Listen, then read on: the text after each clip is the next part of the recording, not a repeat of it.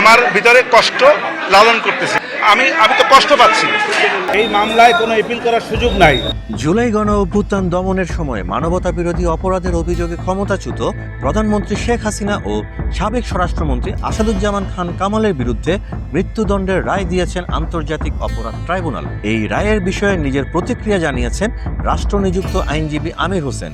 তিনি সাংবাদিকদের বলেন, আমি কষ্ট পাচ্ছি, আমার এই জন্যই কষ্ট পাচ্ছি। আমার আসামির সাজা হয়েছে, সর্বোচ্চ সাজা হয়েছে।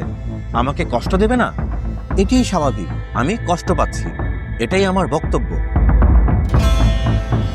প্রসঙ্গত, জুলাই অভ্যুত্থানে মানবতা বিরোধী অপরাধে প্রথম রায় হওয়া এই মামলায় আমির হোসেন রাষ্ট্রের তরফে নিযুক্ত হয়ে শেখ হাসিনা ও আসাদুজ্জামান খান কামালের পক্ষে লড়েছেন। সাবেক স্বরাষ্ট্রমন্ত্রী আসাদুজ্জামান খান কামালকেও এই মামলায় প্রাণদণ্ড দেওয়া হয়েছে। আরেক আসামি চৌধুরী আবদুল্লাহ আল মামুন নিজেকে রাজসাক্ষী হিসাবে উপস্থাপন করায় তাকে লঘুদণ্ড হিসাবে 5 বছরের কারাদণ্ড দেওয়া হয়।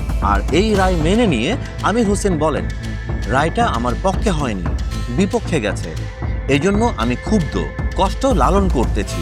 আসামিদের ফাঁসির রায়ে আমি কষ্ট পেয়েছি, তবে এই মুহূর্তে রায়ের বিরুদ্ধে আপিল করার সুযোগ নেই বলেও জানান তিনি। তিনি বলেন, আমার পক্ষে এই মামলায় কোনো আপিলের সুযোগ নাই যতক্ষণ পর্যন্ত না আমার মক্কেলরা এসে ট্রাইব্যুনালের কাছে আত্মসমর্পণ করবেন অথবা তারা কোনোভাবে গ্রেফতার হবেন।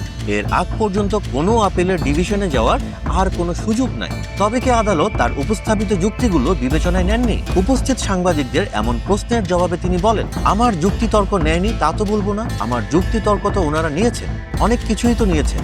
নেওয়ার পরে ট্রাইব্যুনালের কাছে মনে হয়েছে আমার যুক্তির চাইতেও ওনাদের যুক্তি আরো বেশি শক্তিশালী, সেটা মনে করে তারা সেইভাবে রায় দিয়েছেন। অতএব আমারটা নেননি এইটা আমি বলবো না, আমি বলবো এই রায়ে আমি কষ্ট পাচ্ছি।